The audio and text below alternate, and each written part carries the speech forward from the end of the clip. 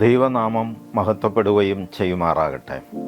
കർത്താവിൽ പ്രിയ ദൈവജനമേ, ഏവർക്കും എൻ്റെ നമസ്കാരം. വിശ്വാസ ജീവിതത്തിലേക്ക് നമ്മെ നയിക്കുകയും കൂട്ടിക്കൊണ്ടുപോകുകയും അതിനായി നമ്മെ പരുവപ്പെടുത്തുകയും ചെയ്യുന്ന 5 ദർശനങ്ങളടങ്ങുന്ന വേദഭാഗം പരിശോധിച്ചുകൊണ്ട് പരിശുദ്ധമായ ക്രൈസ്തവ ജീവിതത്തിൻ്റെ ഉള്ളറകളിലേക്ക് നമുക്ക് പ്രവേശിക്കുവാൻ കൂട്ടായി പരിശ്രമിക്കാം.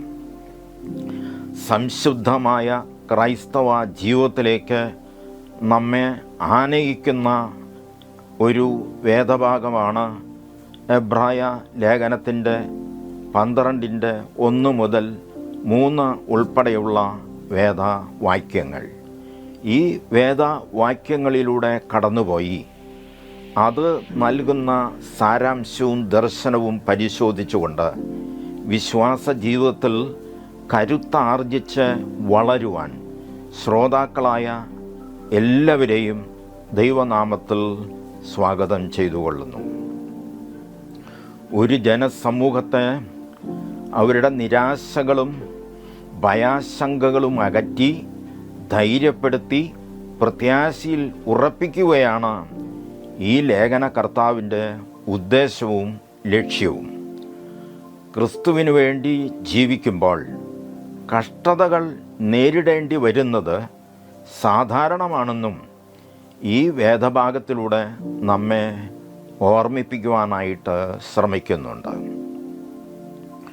ഒരുവൻ ക്രിസ്തുവിലായാൽ വീട്, ജോലി, സാമ്പത്തിക ഭദ്രത, കഷ്ടതകളില്ലാത്ത സുഖലോലുപ ജീവിതം, എല്ലാ ജീവിത സൗകര്യങ്ങളോടും കൂടി സുഖസുന്ദരമായ ജീവിതം ഉണ്ടാകുമെന്ന് പറഞ്ഞ് വ്യാമോഹിപ്പിക്കുന്നതും മനുഷ്യരെ വശീകരിക്കുന്നതും ക്രിസ്തുവിനും ക്രിസ്തുവിൻ്റെ പഠിപ്പിക്കലിനും ഒരിക്കലും നിരക്കുന്നതല്ല. അത് ഒരിക്കലും ദൈവികമല്ല, അത് പൈശാചികവും അതുപോലെ തന്നെ ദുരുപദേശപരവുമാണ് എന്ന് നാം തിരിച്ചറിയുകയും മനസ്സിലാക്കുകയും ചെയ്യേണ്ടത് ആവശ്യമാണ്. ഒരു ദൈവ പൈതലിന് ജീവിതത്തിൽ കഷ്ടാരിഷ്ടതകൾ ഉണ്ടാകാതിരിക്കില്ല. എന്നാൽ കഷ്ടതകളെ ഒഴിവാക്കലല്ല, അതിനെ അതിജീവിക്കുകയും നേരിടുകയും ചെയ്യുവാനുള്ള മാർഗങ്ങളും ആലോചനകളും തേടുകയും അതോടൊപ്പം ധൈര്യം സംഭരിക്കുന്നതുമാണ് ക്രിസ്തീയ ജീവിതത്തിൻ്റെ കാതൽ.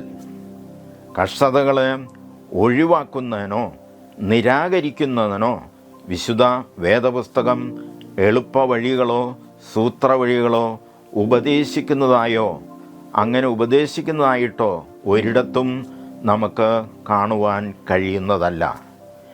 ഹിമാലയം പോലെയുള്ള ദുരിതങ്ങൾ ഉണ്ടായാലും നാം ഭയപ്പെടേണ്ടതില്ലെന്നും അവയെ അതിജീവിച്ച് വിജയകരമായ ജീവിതം നയിച്ച് മുന്നോട്ട് പോകാൻ കഴിയുമെന്നുമാണ് ദൈവത്തിൻ്റെ വചനം നമ്മെ ഓർമ്മിപ്പിക്കുകയും പഠിപ്പിക്കുകയും ചെയ്യുന്നത്.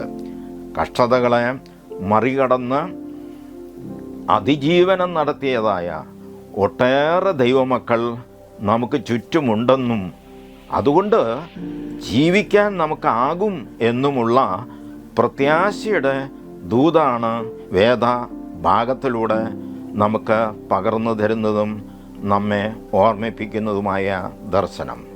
ക്രിസ്തീയ ജീവിതം സമ്പൂർണ്ണ വിജയകരം ആകണം എന്ന് ഉണ്ടെങ്കിൽ ഒരു കടുത്ത പരിശീലനത്തിന് നാം വശംവദരാകേണ്ടതുണ്ട്. ക്രിസ്തീയ ജീവിതം സിദ്ധിയല്ലെന്നും നിരന്തരമായ ഒരു അഭ്യാസനമാണെന്നും നാം തിരിച്ചറിയേണ്ടത് ആവശ്യമാണ്. ഇങ്ങനെ ഒരു കാഴ്ചപ്പാടാണ് വേദപുസ്തകം നമുക്ക് നൽകുന്നത്.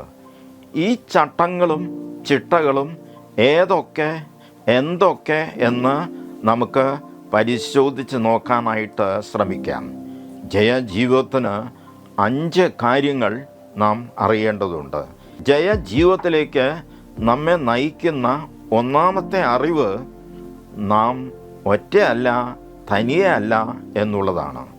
ജയജീവിതം നയിച്ച അനേകർ നമുക്ക് ചുറ്റും ഉണ്ടെന്നും ആ ഒരു ബോധ്യം നമുക്ക് ഉണ്ടാകേണ്ടത് വലിയ ആവശ്യമാണ്. ഇത് നാം വിശ്വസിക്കുകയും അറിയുകയും വേണം. വിശ്വാസത്തിൽ ഉറച്ചു നിന്ന് വിശ്വാസ ജീവിതം നയിച്ച വിശ്വാസികളുടെ ഒരു കൂട്ടം നമുക്ക് ചുറ്റും ഉള്ളതുകൊണ്ട് നാം ഒട്ടും പരിഭ്രമിക്കേണ്ടതില്ലെന്നും വിശ്വാസ ജീവിതത്തിൽ അന്തിമ വിജയം നമുക്ക് കൈവരിക്കാൻ ആകും എന്ന ഉറപ്പാണ് ഈ വേദഭാഗത്തിൻ്റെ ആദ്യ വാക്യത്തിലൂടെ നമുക്ക് നൽകുന്ന പ്രചോദനാത്മകമായ ഒരു ചിന്ത. ഏതൊരു മത്സരം നടക്കുമ്പോഴും ഗ്രൗണ്ട് സപ്പോർട്ട് ഒരു പ്രധാനപ്പെട്ട ഘടകമാണ്. ഗ്രൗണ്ട് സപ്പോർട്ട് അനുകൂലമെങ്കിൽ കളി പകുതി വിജയിച്ചതായിട്ട് നമുക്ക് അനുമാനിക്കാവുന്നതാണ്. അവർ നമ്മെ നിരന്തരം പ്രോത്സാഹിപ്പിച്ചുകൊണ്ടിരിക്കും. തളരാതെ ഓടാനും ഊർജ്ജസ്വലമായി കളിക്കുവാനും ഉള്ള പ്രേരണയും ശക്തമായ പിന്തുണയുമാണ് അവർ അതിലൂടെ നമുക്ക് നൽകിക്കൊണ്ടിരിക്കുന്നത്.